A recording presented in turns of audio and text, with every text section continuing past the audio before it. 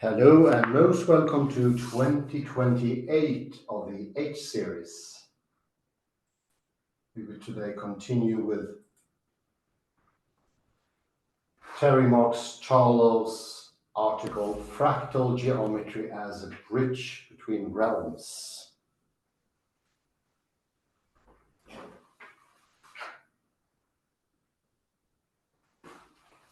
We are currently at page 37.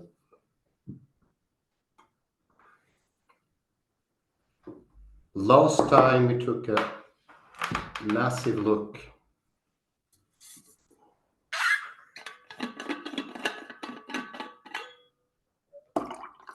at how the imaginary number helps the understanding that imagination is a significant part of reality.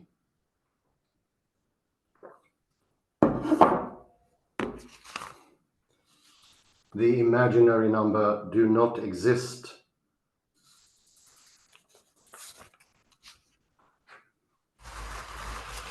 Terry Marks-Tarlow specifically mentions the figginess of the English language that sort of reinforces the idea of beyond there or by itself. Things not being perfectly alive. You could say the mechanistic viewpoint that things are created by machines, determined by classical laws, and so forth.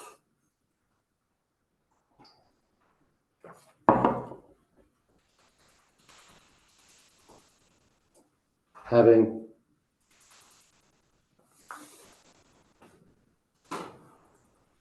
very small options, not much of liberty.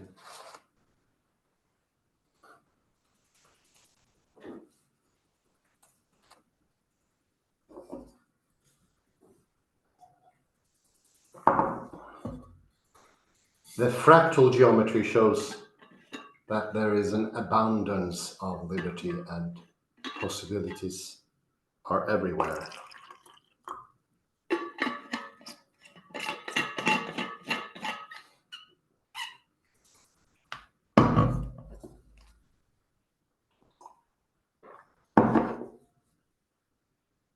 They are quite massive.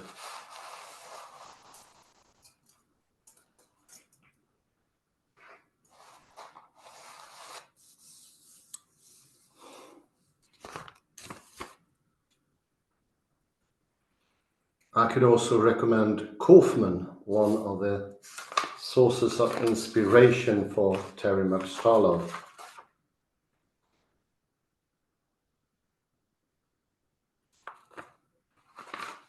Kaufman shows that knots, a sort of connective idea between insideness and outsideness. Yet one more take on the Möbius strip.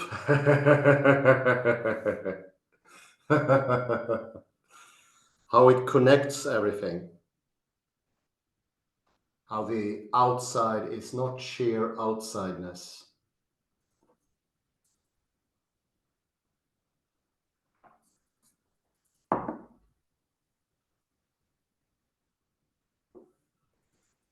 I also like the depiction of, in page 36, figure 8, how the measuring rod changes everything. How delicate, how intricate it is, the longer the distance.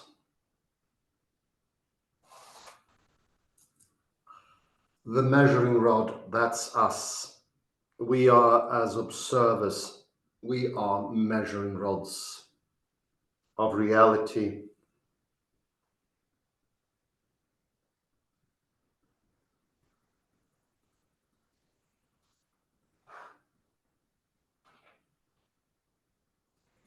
This is how we enter into reality. How we make everything real.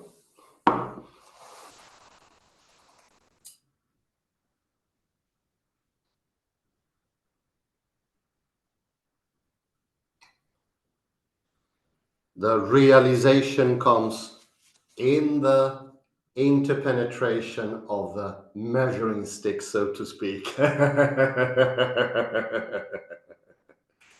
and what is measured.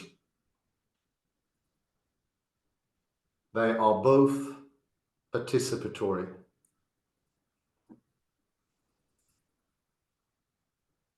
They are both the absolute qualities that makes it possible for the to stem into appearance, existence.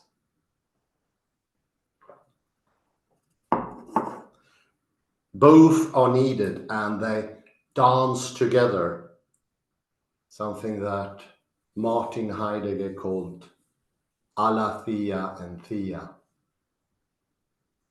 And how in the liminal zone everything happened, in the borderline.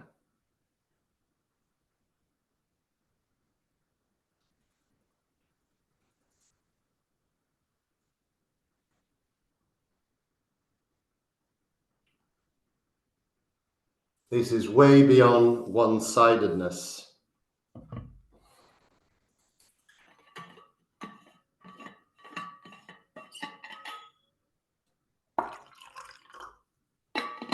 We get much more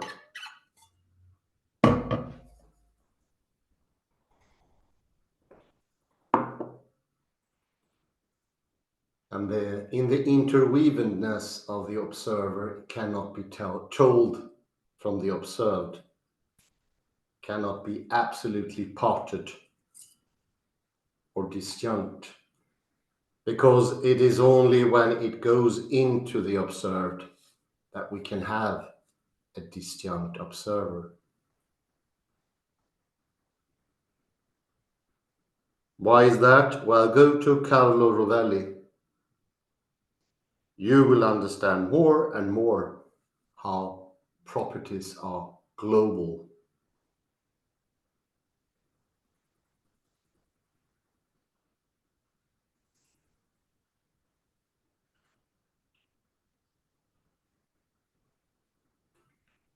So the property of being disjunct is oddly enough dependent of how much we interpenetrate.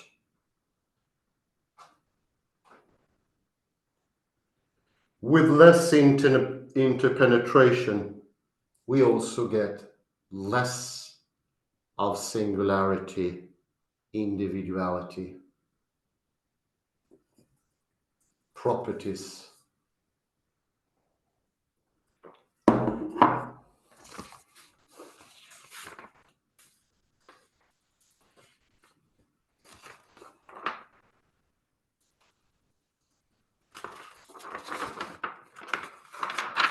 In the Klein bottle, you can also get it from the fourth dimension, how interpenetration goes, so to speak, without boundaries in dimensions.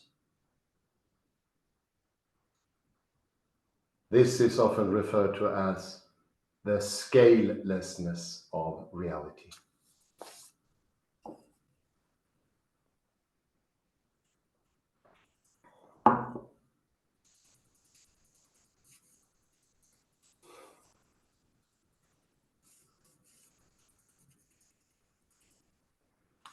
Knowledge is also constructed that way. Knowledge deepens. Knowledge is our measuring rod. How we decide knowledge should be, at what level.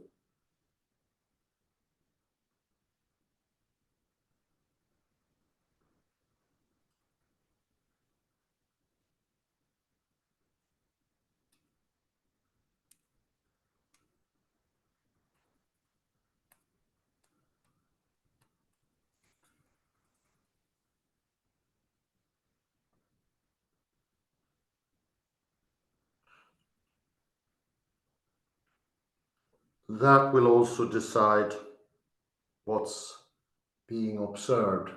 That's the measuring stick, the measuring rod. Our knowledge can be seen as extending with the measuring rod. The measuring rod is decided by our knowing capacity, our directedness.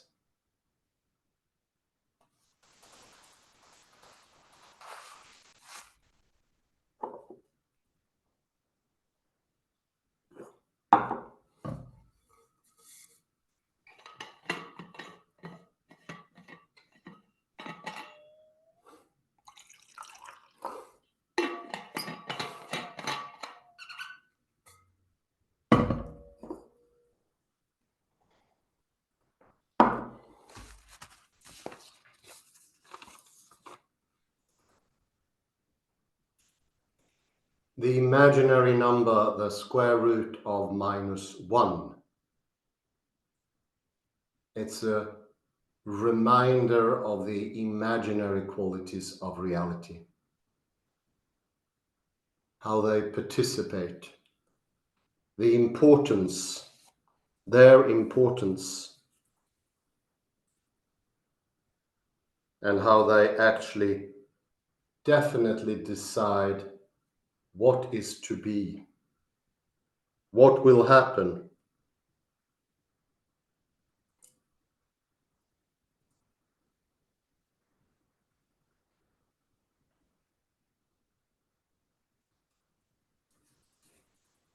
In that aspect, they are all important, decisive, acutely deciding what will happen, what will be.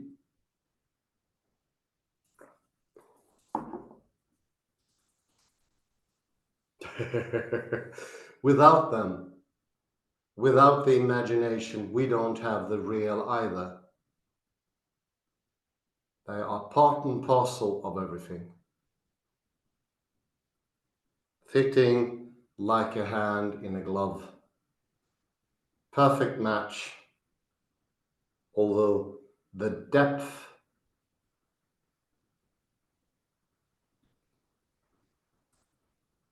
is acutely fractal, which makes it unlimited and unending.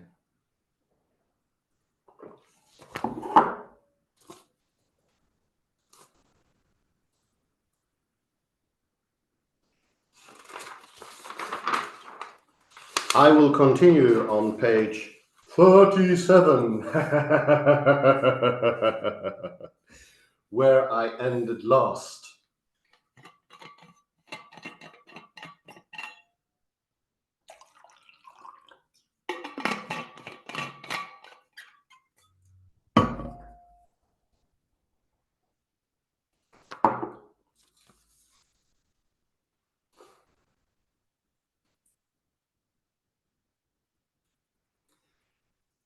And this is the second column on page 37 and the second paragraph. We just went into wrinkles in the human face and body.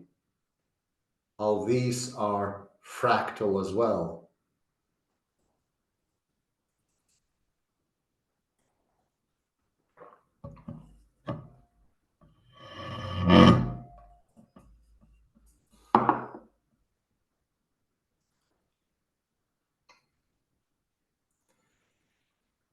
Wrinkles reveal fractals at the interface between mind and body.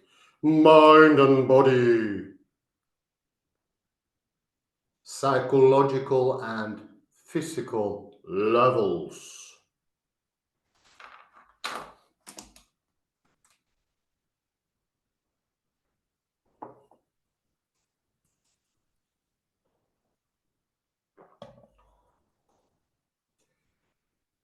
Likewise, fractals in the brain's neural branches and recursively embedded circuits mediate similar space between subjective and objective processes.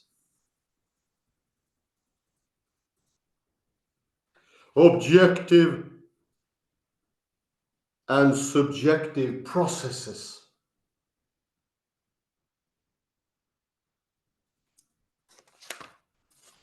Mathematician Manfred Schroeder opened a door for analyzing fractals symbolically, through which cyberneticist Ron Eglash, among others, now walks.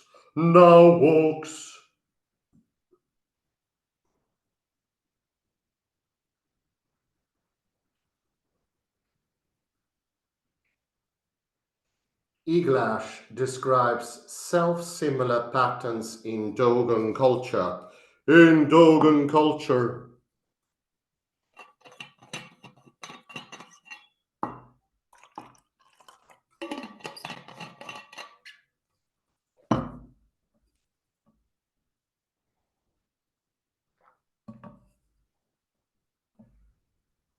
Based upon the human form as the unit of meaning,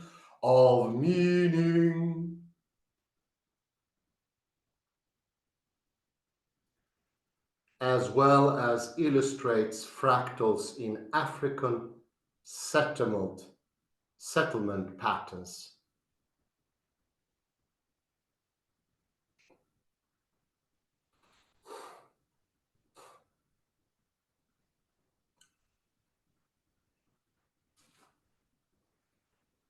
Cyberneticist Nicoletta Sala demonstrates that fractal geometry, in particular the self-similarity,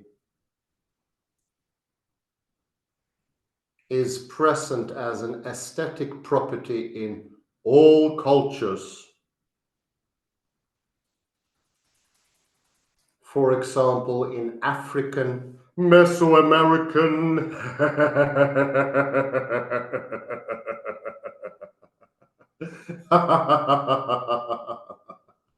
Mesoamerican, Western, Japanese, Chinese, Hindu, and Islamic cultures.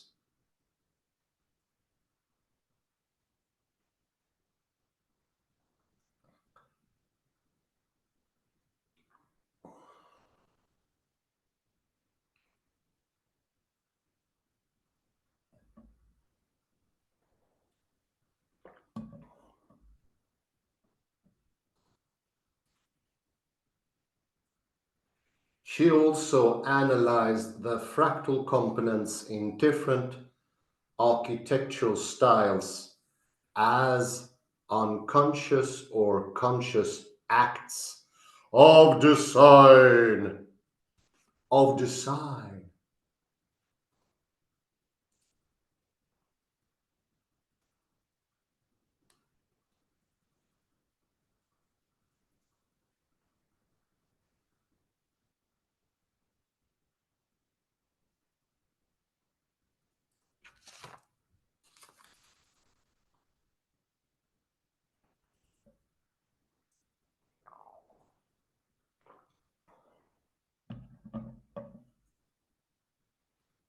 This kind of geometry finds application for generating virtual worlds.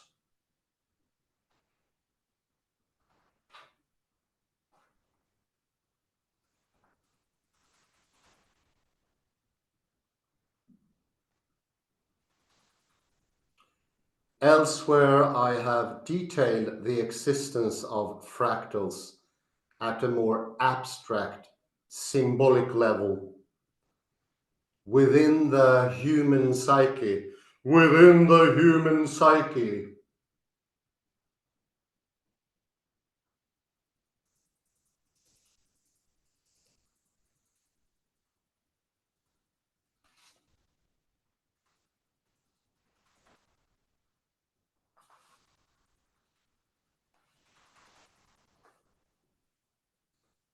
in the paradoxical intersubjective space between self and other. Self and other.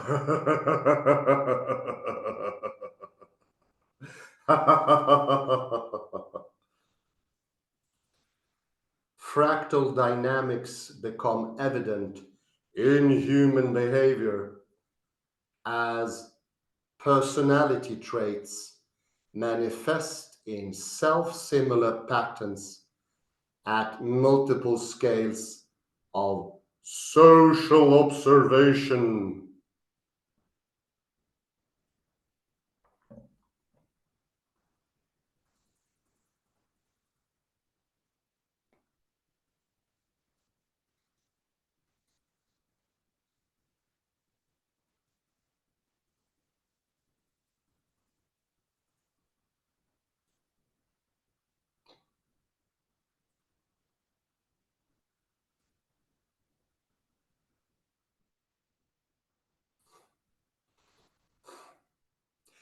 An aggressive person may push others aside verbally with overtalk, push ahead of others physically in bank and other lines, while pushing self-oriented needs ahead of others.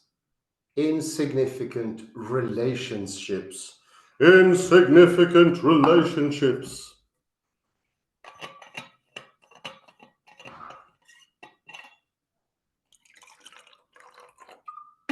Insignificant relationships.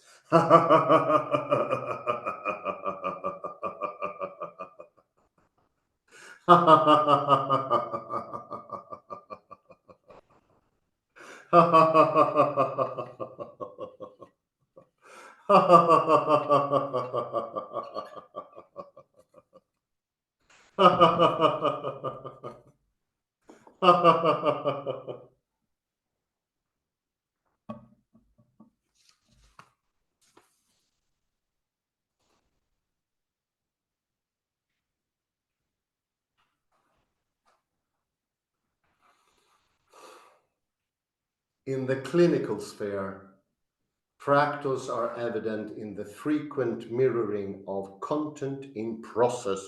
Content in process.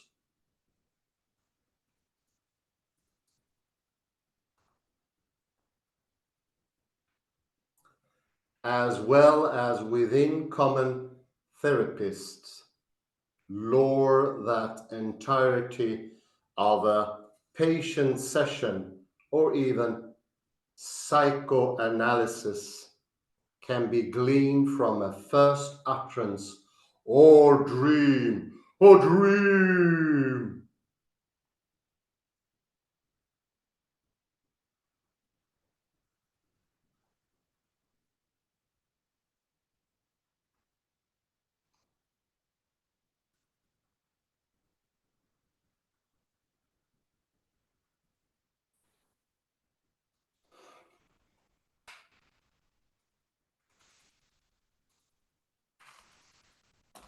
So the little from the little everything.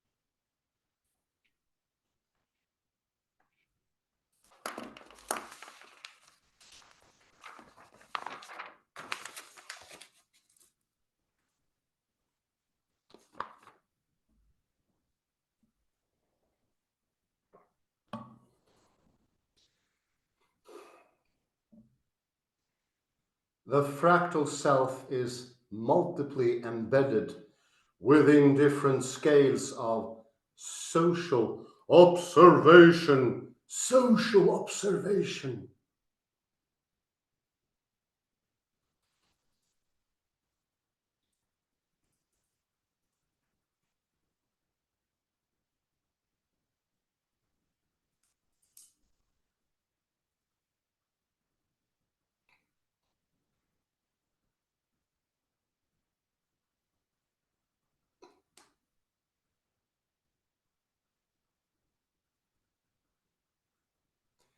Each of us has a proto-self that is biologically driven and precedes consciousness.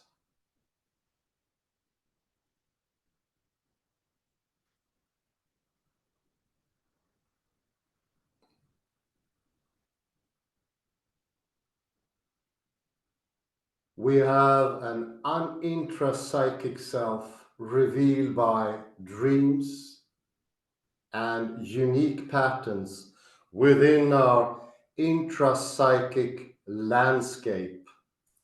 Intrapsychic landscape.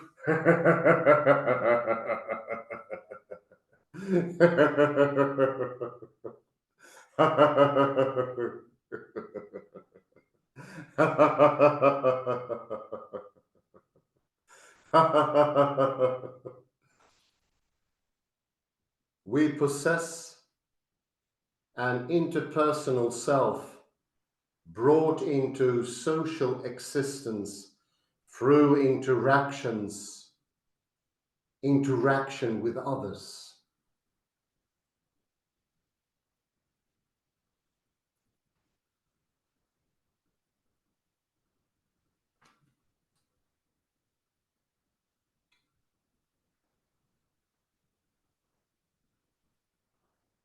We have a cultural identity that enables us to share the language and customs of like others, of like others.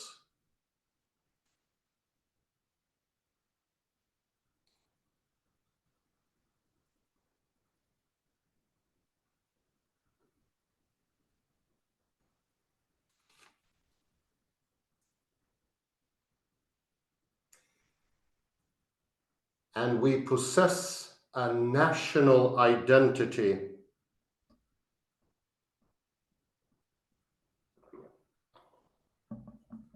that enables us to share the language and customs of like others.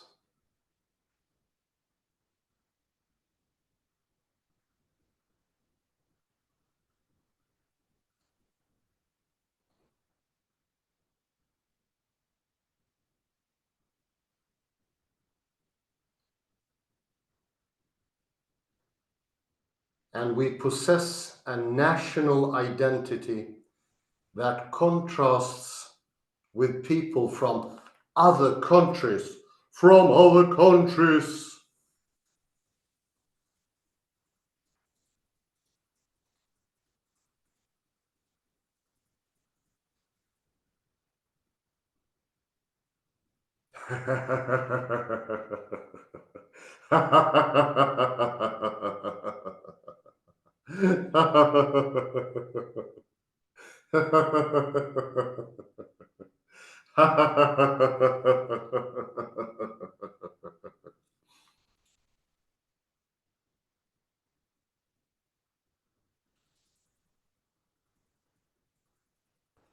Possibly, we possess a global identity opened up by high-tech communication that allows instant access the world over. Instant access the world over. Instant access the world over.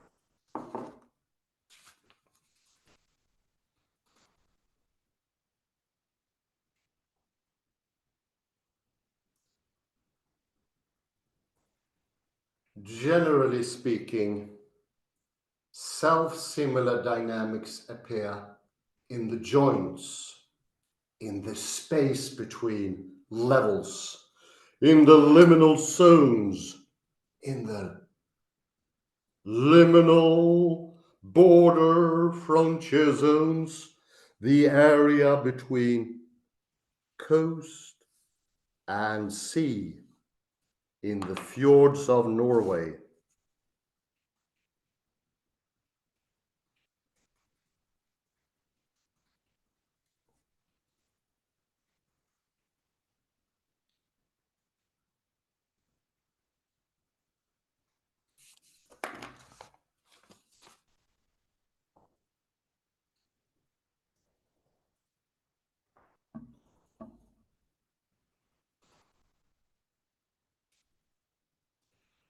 Not only does identity in nature appear, fundamentally fractal,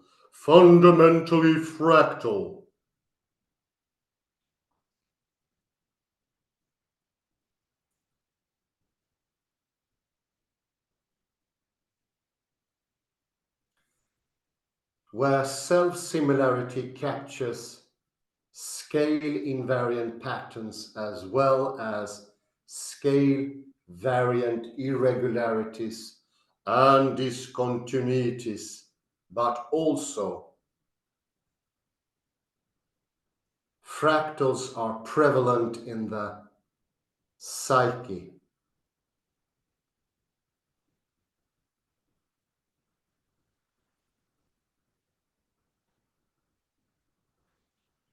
Where identity is constituted intersubjectively by endless feedback loops in the space between self and other, inside and outside.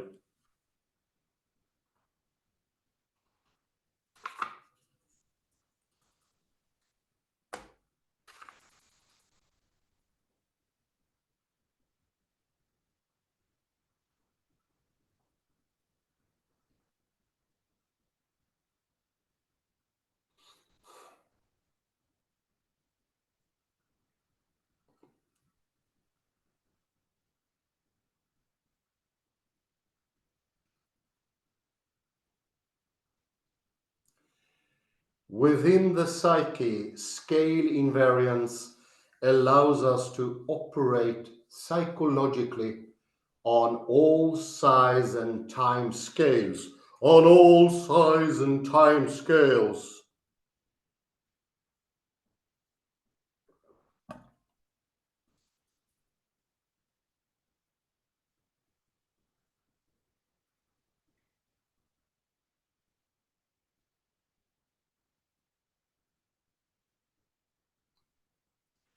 While self-similarity carries our characteristic stamp of uniqueness and wholeness to each facet of symbolic and social operations. Social operations.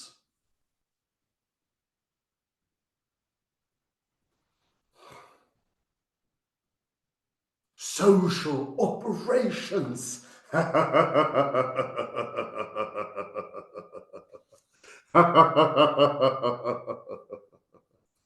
Social operations. Social operations.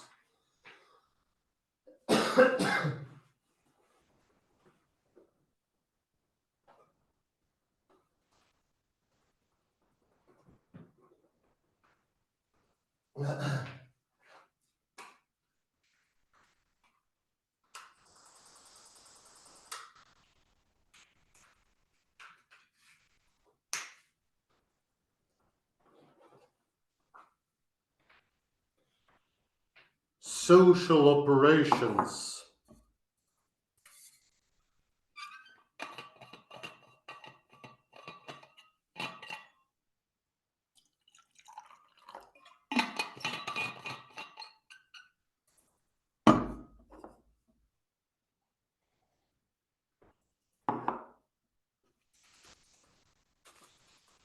Seeking semiotic seams.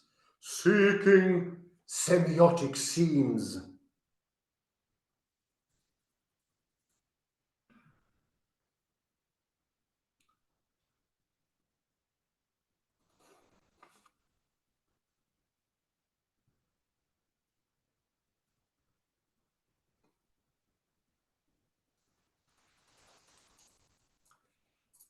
it appears as if different successively larger levels are connected and intercross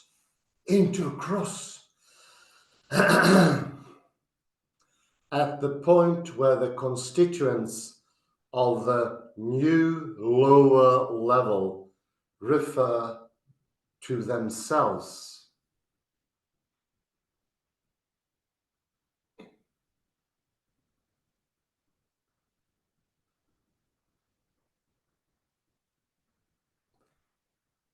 Where antinomic forms appear and time sets in,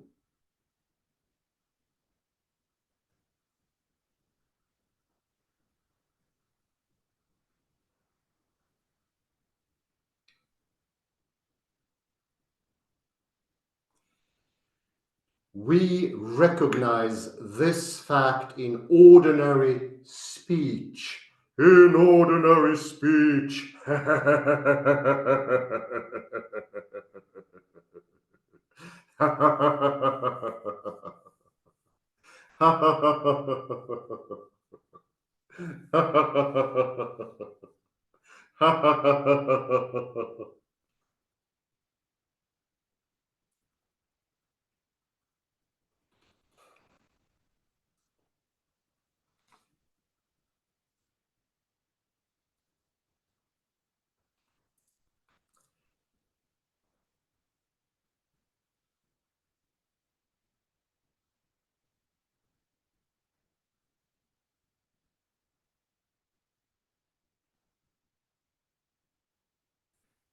When trying to convey a description of a new domain, we often construct an apparent antinomy to induce the listener's cognition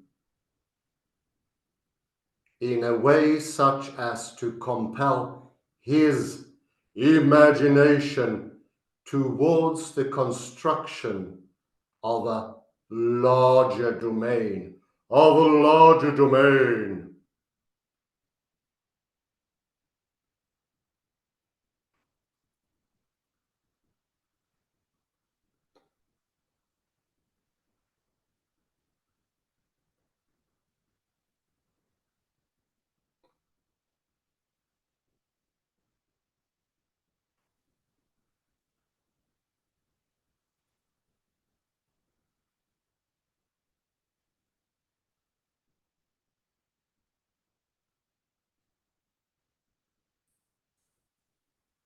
where the apparent opposites can exist in unity.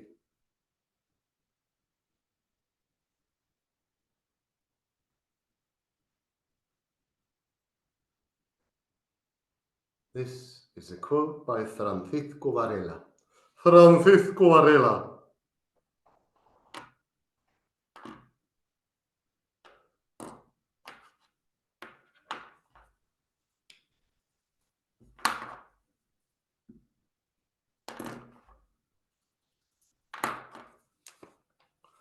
Francisco Varela.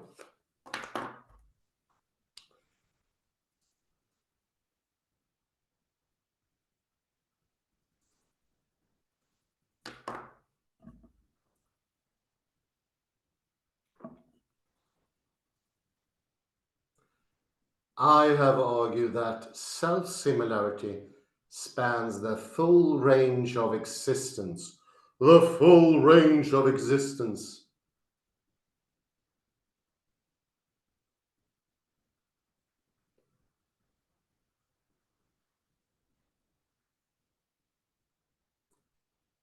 From the most concrete material levels to the most highly abstract and psychological ones. The psychological ones.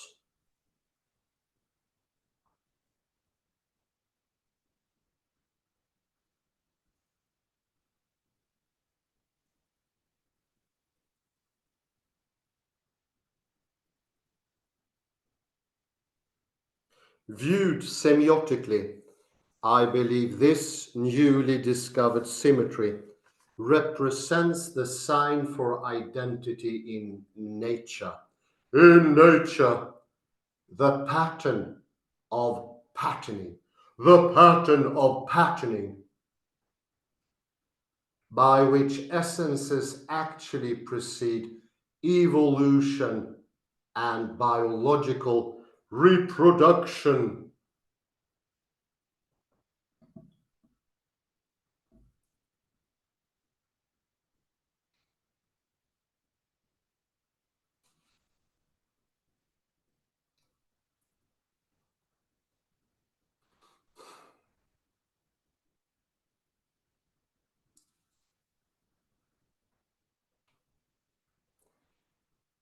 Due to self-similarity, wholes in nature can dynamically inform the shaping of self-similar parts, of self-similar parts.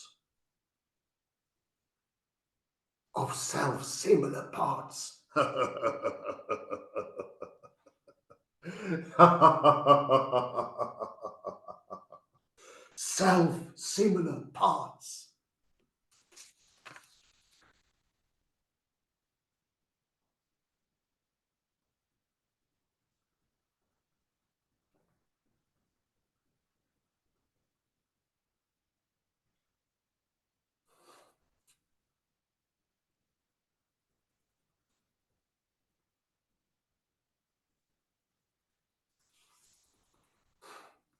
Consider symmetry semiotically as a distinction that leads to no distinction.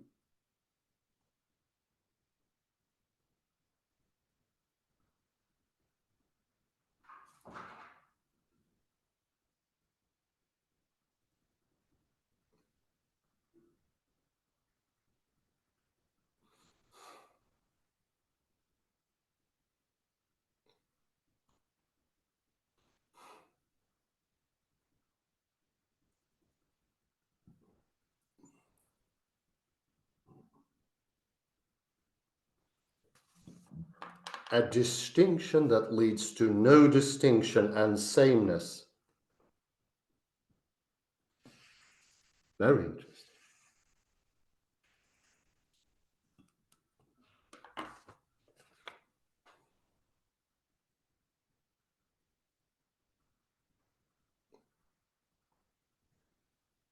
Within the search for universal scientific laws, this makes sense because symmetry functions as a formal transformation that results in invariant operations. Invariant operations. Invariant operations.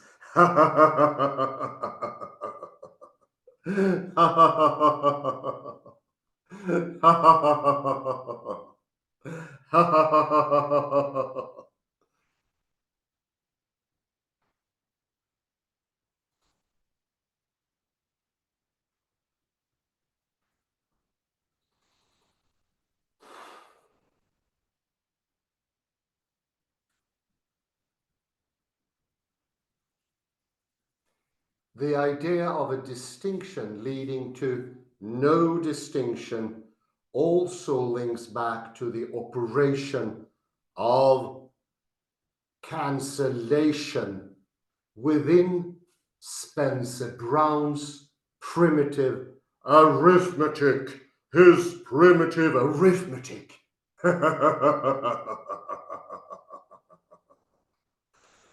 Arithmetic.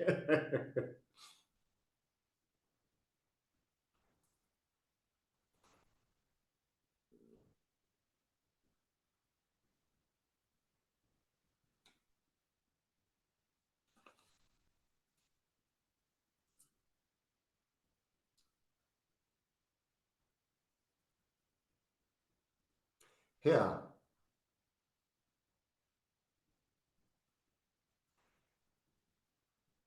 at the level of first distinctions, before space and time becomes established as clear dimensions.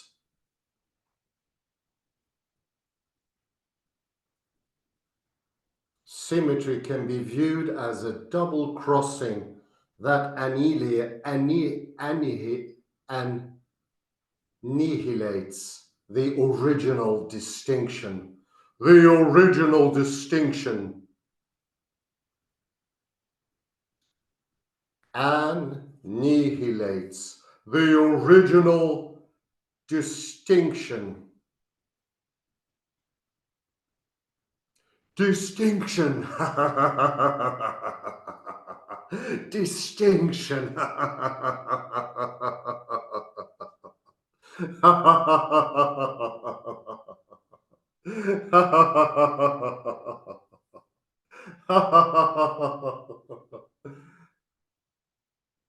An everyday example would be to rotate an object through a mirror axis of symmetry and then back without any detectable difference. Without any detectable difference.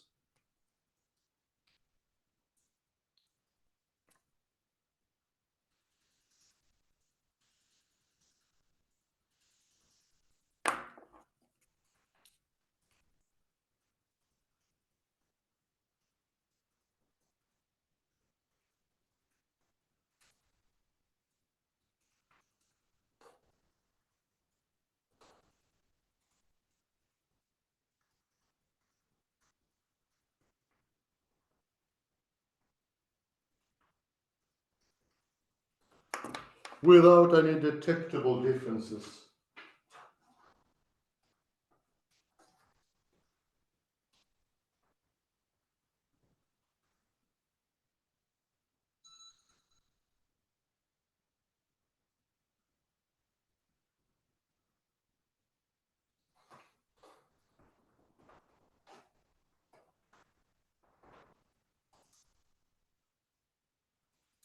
Without any detectable differences.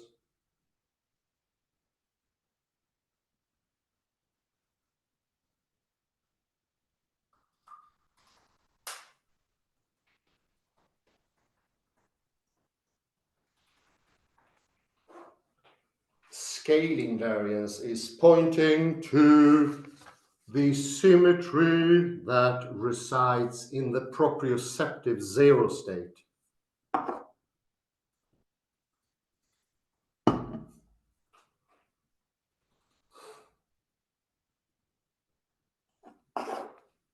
At the level of first, excuse me, at the level of first distinctions, where the act of marking is inseparable from the mark itself, a paradox appears. A paradox appears. Oh no. What can one do?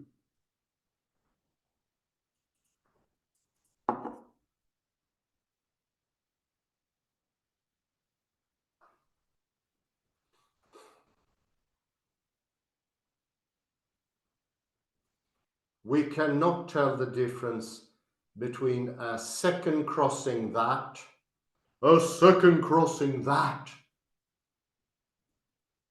at less primitive levels brings us deeper into marked space,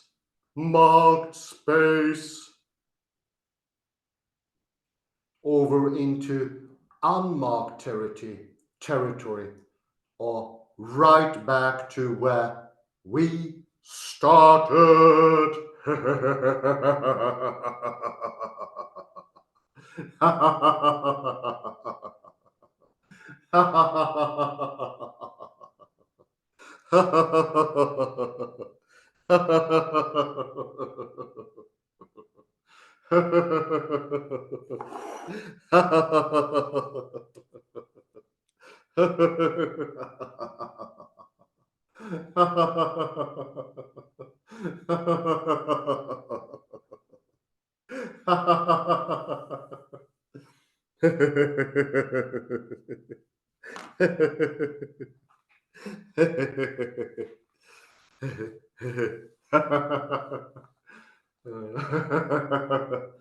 Formally, all three possibilities are equivalent.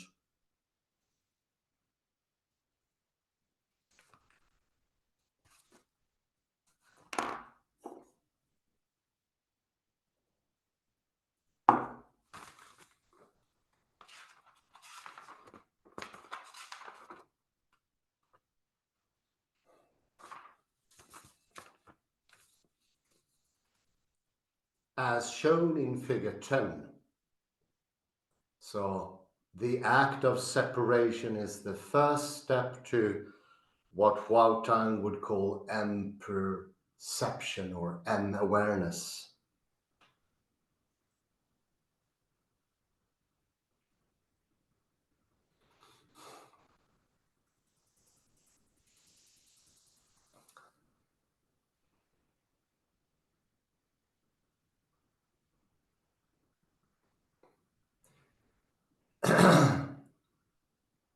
This is easily visualized with the help of nested versus adjacent circles. Adjacent circles.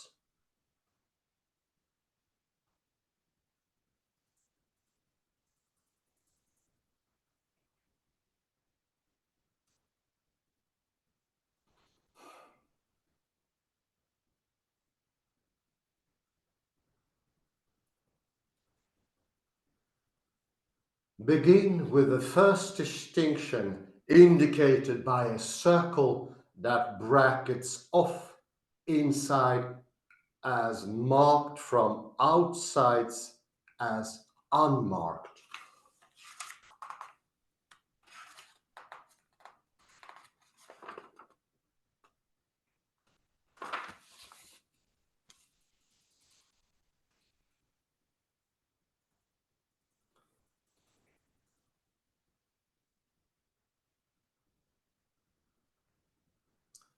Now consider three recursively nested circles, each inside the next.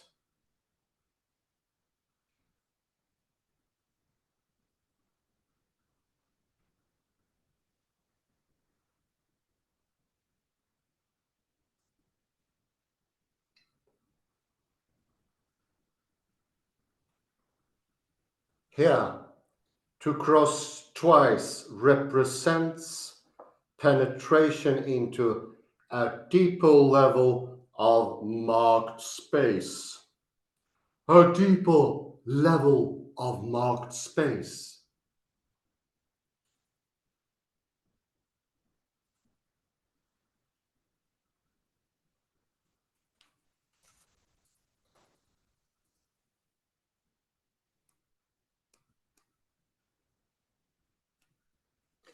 In the case of two adjacent circles, make first distinctions. First distinctions.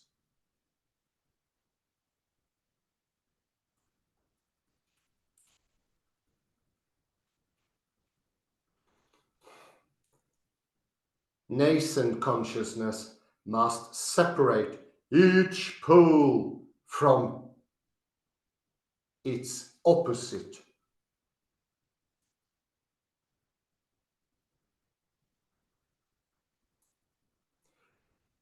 Each pole from its opposite. We get distinctions. Distinctions. Fractal or pre-fractal ones. Isn't it amazing? Now it starts. It starts now.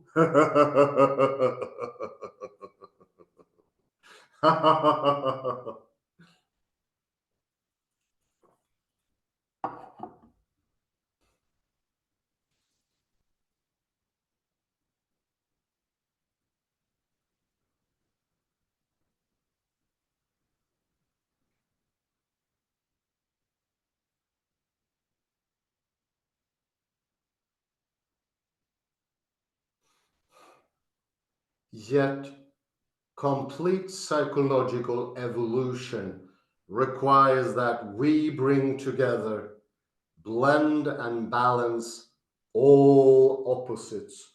All opposites will be blended. They will be blended. And a perfect blend it is. A perfect blend it is.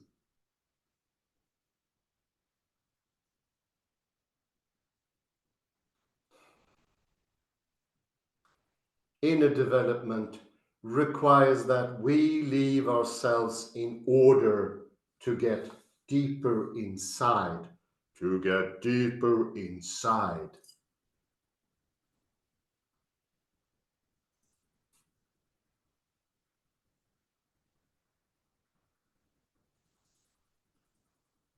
In fact, spiritual advancement can be characterized as the use of self-reflection to achieve increasing objectivity.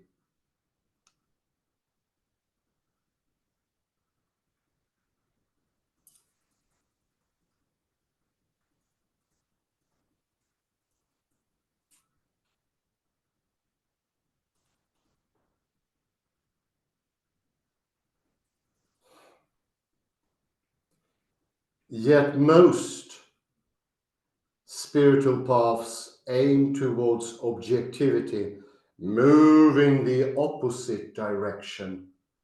For instance, using methods of meditation to delve yet further inside one's inner life. One's inner life.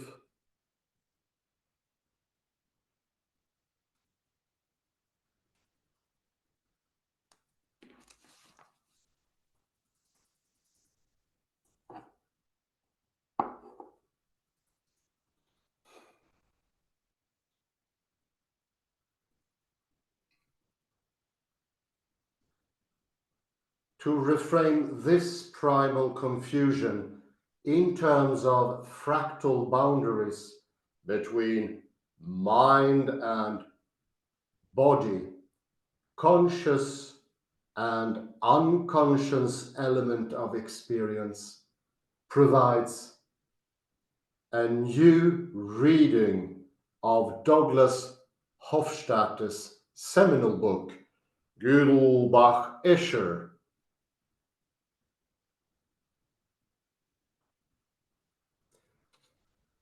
Within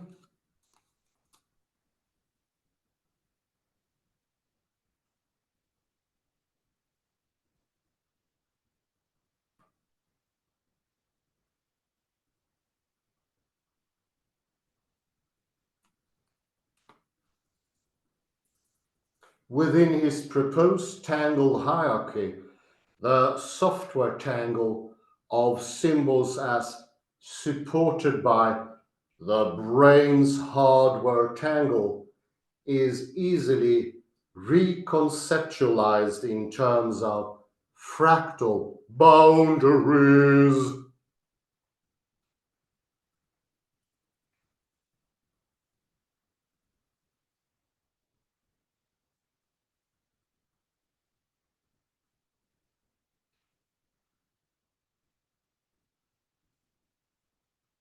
Such thinking receives empirical support from the research of Carl Anderson on the role of rapid eye movement sleep in fetal and neonatal brain development. Periods of nuchal atonia during REM sleep appear organized into self-similar patterns of phasic EMG bursts.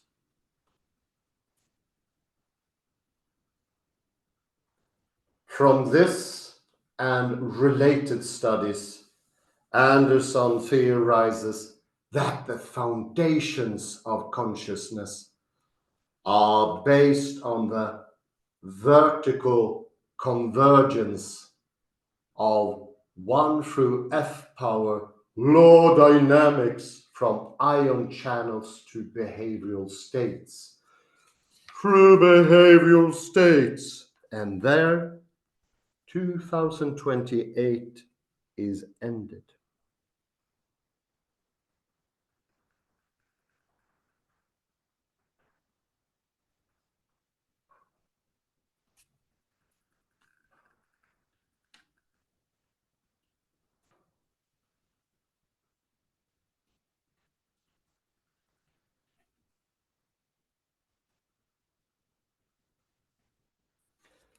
I'll go for some quotes here.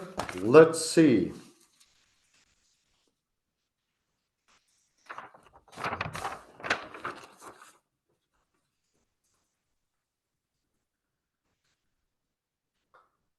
At page 37, second column to the bottom.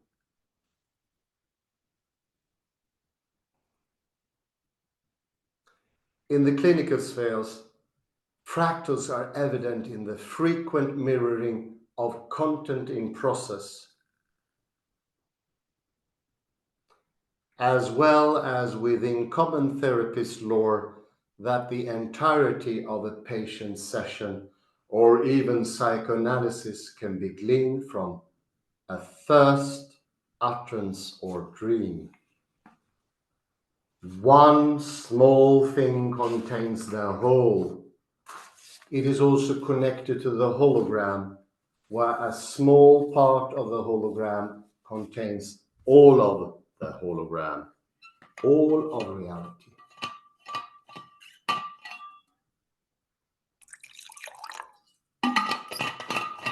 Go to page 38.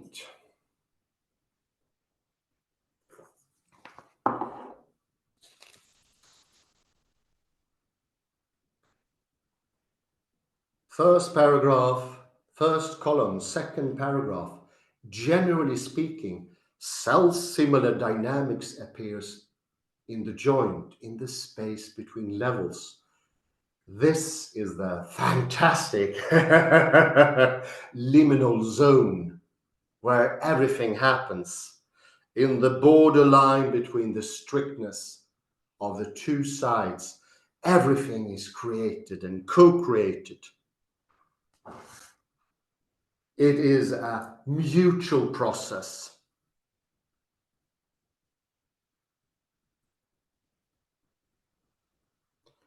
Both sides intensely participating.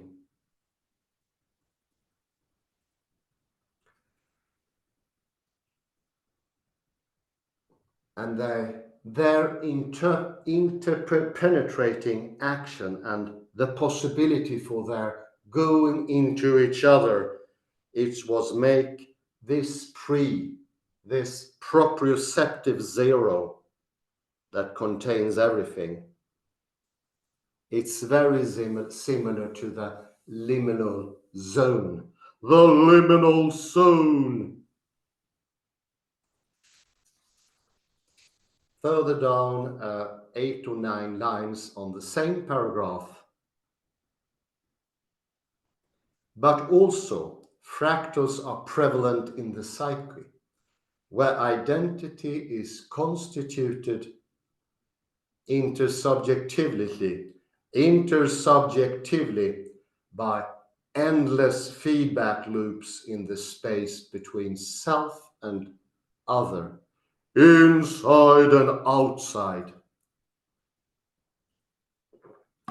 We find ourselves through others, for the interpenetrative interaction makes more for the self, and we understand each other and ourselves at the very same time.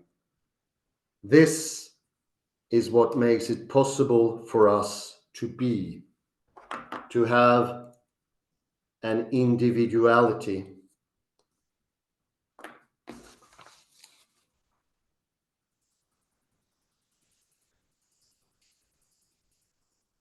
It's in the borderline and it's scaleless. Can you understand that? Your self doesn't have a scale. It is not limited to the insideness of your skin or from the brain, from the insideness of the brain, or the beetle box of, or the scarabee box, where it supposedly all started.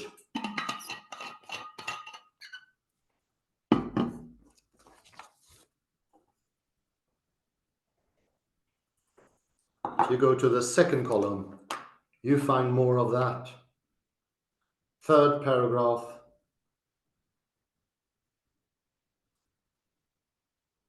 Consider symmetry semiotically as a distinction that leads to no distinction. To no distinction.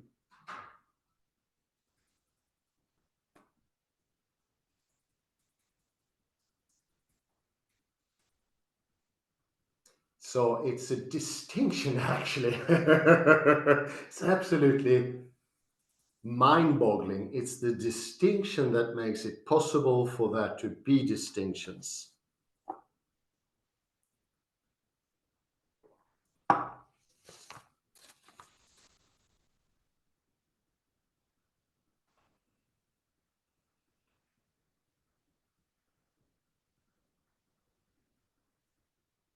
If you go further down on that, third paragraph on the right column on page 38, here at the level of first distinctions, and listen now, before space and time become established as clear dimensions, symmetry can be viewed as a double crossing that annihilates the original distinction. The original distinction.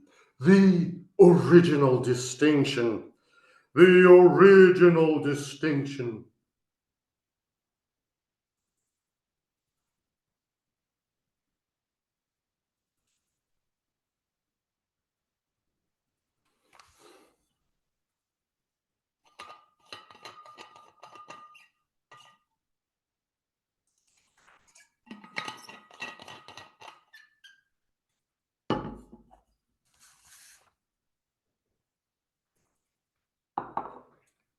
An everyday example would be to rotate an object through a mirror axis of symmetry and then back without any detectable difference.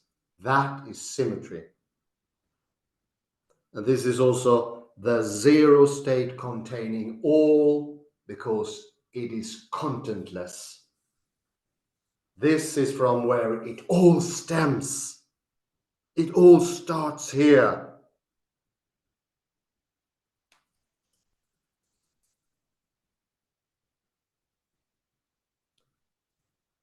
Later on that column, we also go into how distinctions leads to no distinctions.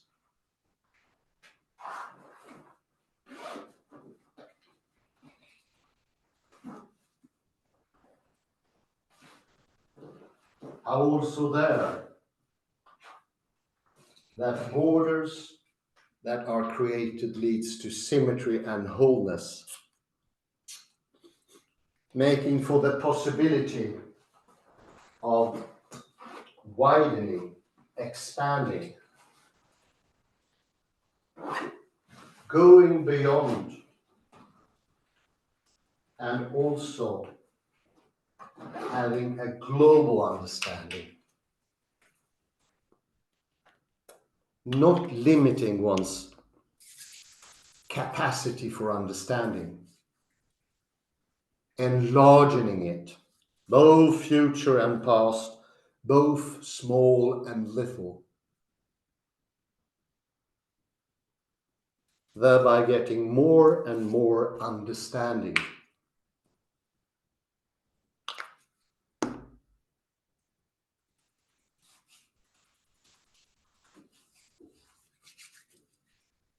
One possibility doesn't close off another.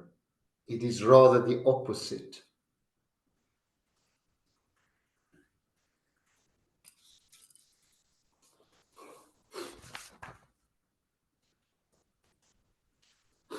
It's also on page 40, the last I read, it's also mentioning of the spiritual path.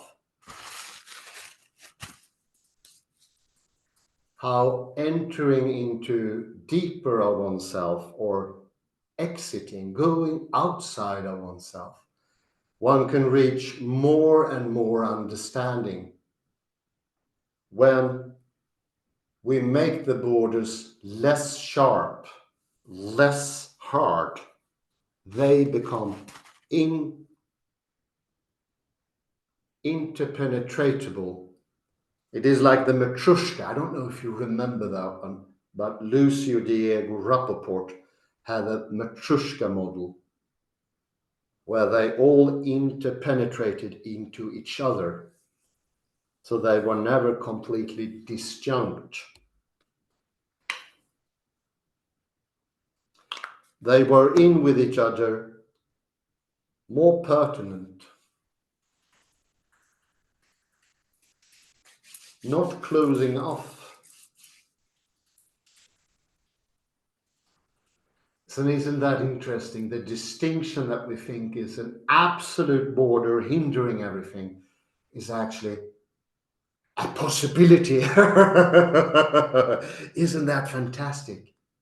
It's an absolute possibility. It makes for more. And I say thank you very much for listening in. Have a very nice morning, evening, or day, wherever you are. Until next, bye bye for now.